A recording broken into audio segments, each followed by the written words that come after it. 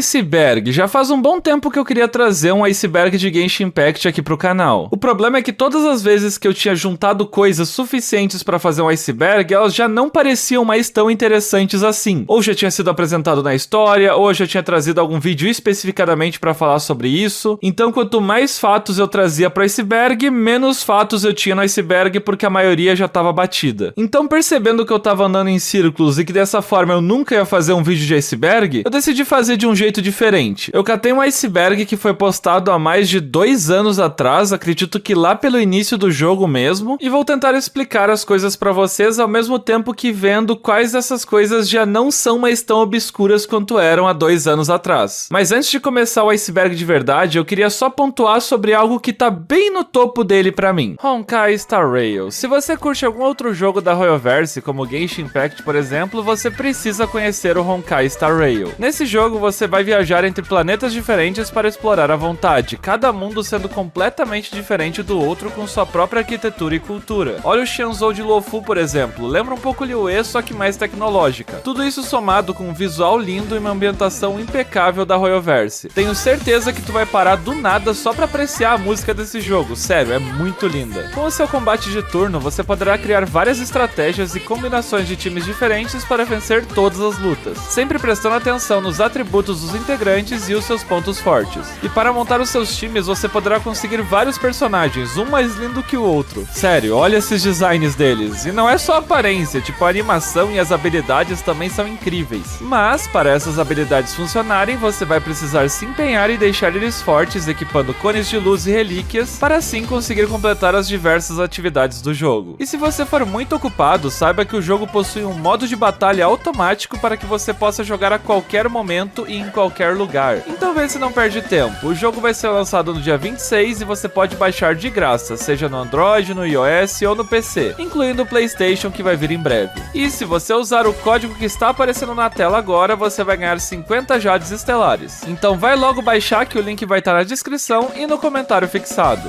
Foi mal, mas eu só posso deixar você entrar no trem depois que você baixar. E vai logo que eu não tenho o dia todo. A superfície.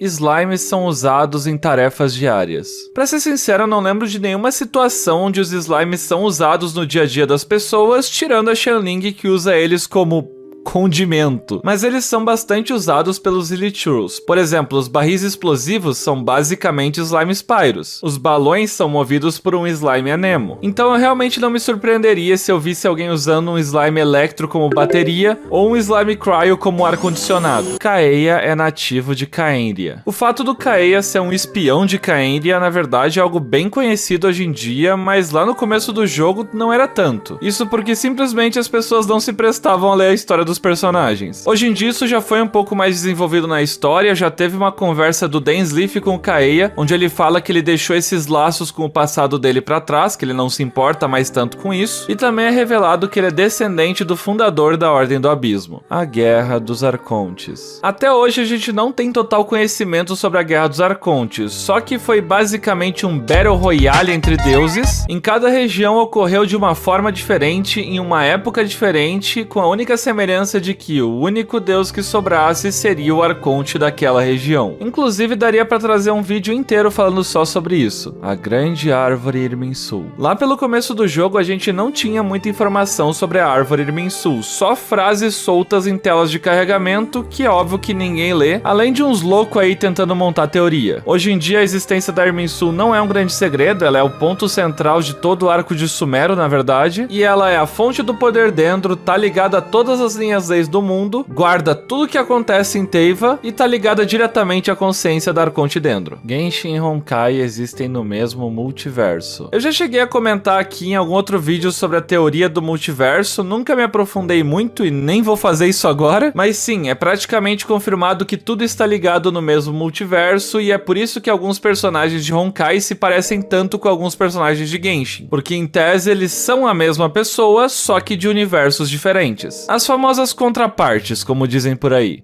Nível 1.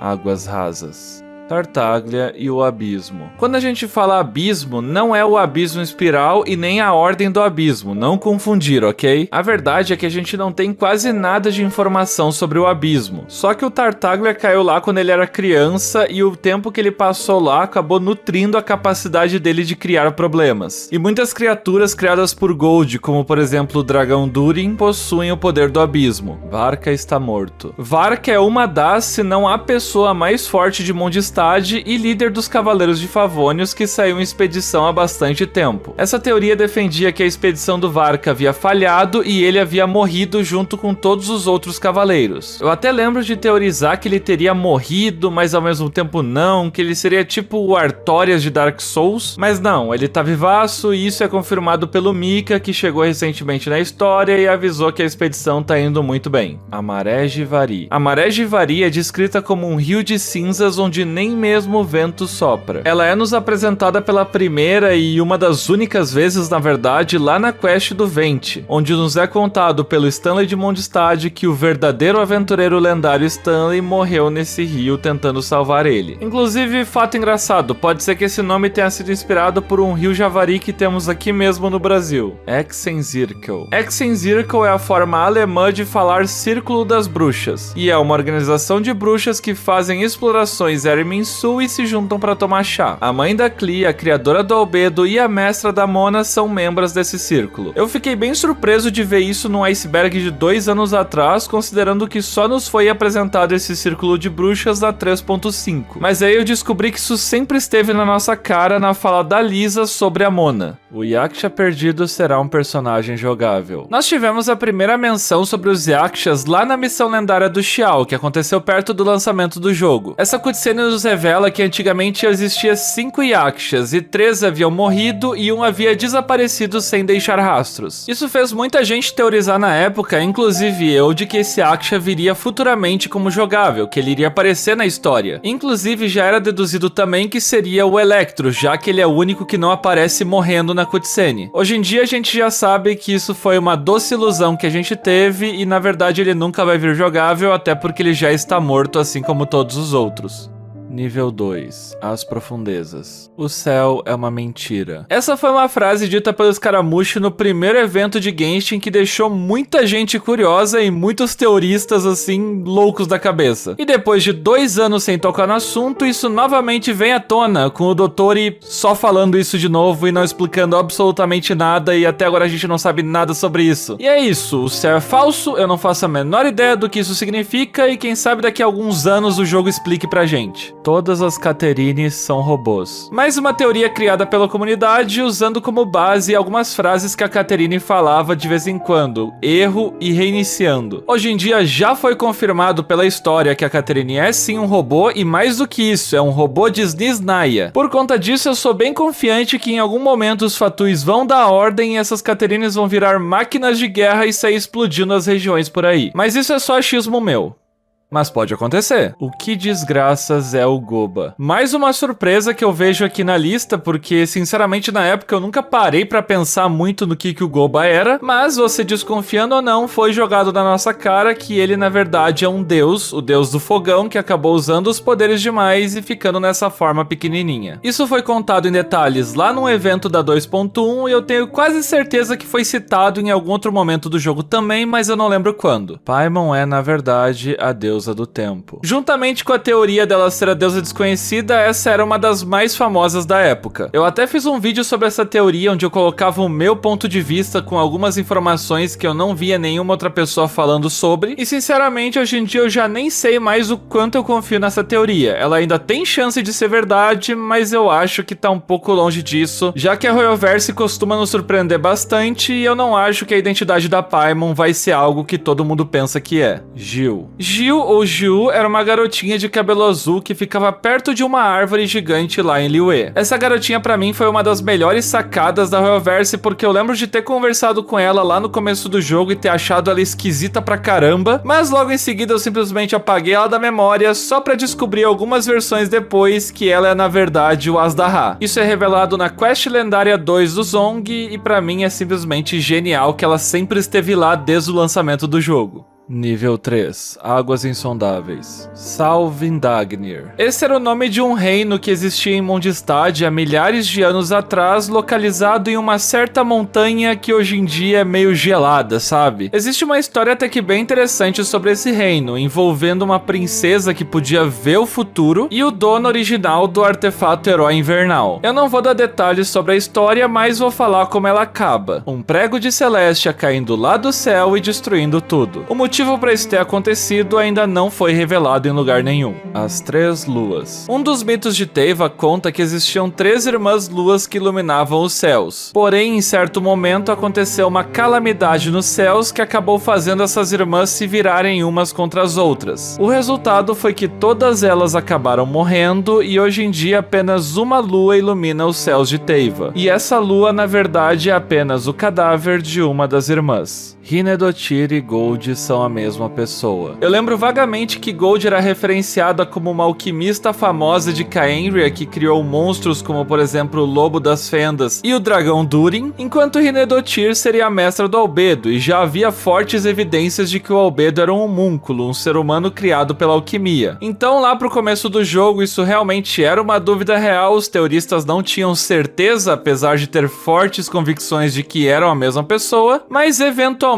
isso foi nos revelado na história diretamente. Eu só não vou lembrar quando foi, mas eu lembro que foi. Os arcontes atuais são reencarnações de arcontes antigos. Eu acredito que isso aqui faça parte da teoria de que Teyva é um loop, que é uma teoria bem antiga do jogo, apesar de só recentemente a Nahida ter soltado a famosa frase de que talvez o mundo inteiro seja um grande Sansara. Com isso, faria sentido os arcontes serem reencarnações, já que teria que repetir a mesma coisa. Mas isso tudo é só especulação e atualmente a gente não tem nenhum exemplo de arconte ou de nenhum deus que tenha reencarnado no jogo. E o que sustenta mais ainda de que reencarnação de deus não é algo que acontece é porque mesmo após a morte do deus, o poder dele continua ali meio que sem controle e afetando tudo ao seu redor de alguma maneira. Hilichurls já foram humanos. O fato dos Hilichurls existirem em Teyva sempre foi uma incógnita desde o lançamento do jogo. Existiram várias teorias sobre o que eram os Hilichurls, de onde eles vieram, por que eles estão ali. Isso somado com a dúvida se a Ordem do Abismo usava os Hilichurls de alguma forma ou se os Hilichurls faziam parte da Ordem do Abismo. No fim, há não muito tempo atrás, foi revelado que os Hilichurls são sim cidadãos de Khaenri'ah que foram amaldiçoados pelos deuses.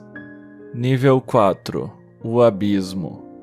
Foi mal, eu tinha que fazer essa piada. A queda dos Silis. Uma das lendas de Teyva conta que os Silis antigamente eram uma grande raça muito sábia que costumava guiar a humanidade. Porém, algumas coisas aconteceram e acabou ocorrendo a queda desse povo. Eu não sei ao certo o que foi, mas parece que teve influência da morte das 3 irmãs luas. Hoje em dia, esses pequenos Silis que nós vemos são apenas resquícios sem nenhum tipo de memória do que eles uma vez foram. Inclusive, acabou de me passar pela cabeça que a própria Paimon pode ser uma sobrevivente desse povo dos Silis. Se tu parar pra pensar que os Silis guiavam a humanidade e a Paimon é a sua guia de Teyva, apesar dela não ser tão sábia assim, é uma possibilidade aí pra você refletir. O mundo além de Teyva está em ruínas. Ainda não é 100% claro como o mundo de Teyva funciona, lembrando que Teyva na verdade seria só um continente desse mundo. Além de Teyva, nós sabemos que existe o Abismo, que provavelmente está lá embaixo, e o Dark Sea, que seria o mar escuro que rodeia Teyva e ninguém sabe o que tem além dele. Pode ser que as terras além do Dark Sea estejam todas destruídas, mas o que eu acredito que esse ponto do iceberg está falando é que todo o resto do universo de Teyva está em ruínas e o céu falso está ali em cima exatamente para disfarçar essa destruição. Os deuses limitam o progresso tecnológico de Teyva. Esse ponto eu também já trouxe aqui no canal anteriormente, no meu vídeo O Verdadeiro Vilão de Genshin Impact, onde além de eu dar vários exemplos de que Celestia destruiu civilizações muito provavelmente porque elas estavam sim evoluídas demais, e ainda relaciono isso com o Honkai, que é uma força maligna de outro jogo da Royalverse, o Honkai Impact, que é atraído por uma civilização avançada. Se uma civilização avança demais, essa força vai vai até lá e acaba destruindo tudo. Hoje em dia, porém, eu já não acredito mais tanto nisso, e sim que Celestia destrói civilizações por saberem demais. Eu explico melhor sobre esse meu pensamento em um outro vídeo do canal, A Verdade sobre Arconte Dendro e Sumero, os deuses acima dos deuses. Hoje em dia já tá bem claro que existe uma hierarquia entre os deuses de Teyva. Afinal, temos deuses comuns, temos arcontes que estão acima dos deuses comuns, temos Celestia que está acima dos arcontes, e eu ainda acredito que temos o Phanes que está acima de Celestia. Tudo isso também vai muito de acordo com o gnosticismo, que é um tipo de religião que Genshin se inspira bastante na hora de fazer essa parte de deuses. A história de Teyva foi influenciada por pessoas de outros mundos. Ok, eu admito que eu fiquei completamente perdido lendo isso, porque eu não faço ideia de como a pessoa sabia disso no lançamento do jogo. No início, os únicos seres que a gente sabia que vieram de outros mundos eram os viajantes, mas já nos foi revelado que os deuses e Celestia vieram de outros mundos, que eles são praticamente aliens. Também descobrimos no arco de Sumero que existe o conhecimento proibido, o conhecimento que veio de outros mundos, e se alguma pessoa ou até mesmo um deus vê esse conhecimento, acaba dando muito problema. E por último, também descobrimos que os viajantes não são os únicos que vieram de outros mundos, e sim tiveram outros antes da gente. Então sim, esse ponto do iceberg tá mais do que comprovado. E bem, esse foi o iceberg de Genshin Impact. Eu sei que eu não cobri tudo que tinha no iceberg original, até porque são mais de 70 itens que tem lá, mas acredito que com esses que eu trouxe já deu pra dar um gostinho pra vocês de como seria um iceberg de Genshin, e se vocês gostarem eu posso estar trazendo um outro vídeo contando os outros temas que eu não falei nesse aqui, ou até abrangendo outros icebergs de Genshin, porque esse aqui não é o único que tem na internet. Então vê se deixa o like, se inscreve e comenta aqui embaixo o que você achou. E muito obrigado a todos os membros que se mantêm firmes no canal, mesmo estando demorando tanto pra postar. Eu vou ficando por aqui e a gente se vê num próximo vídeo. Até mais!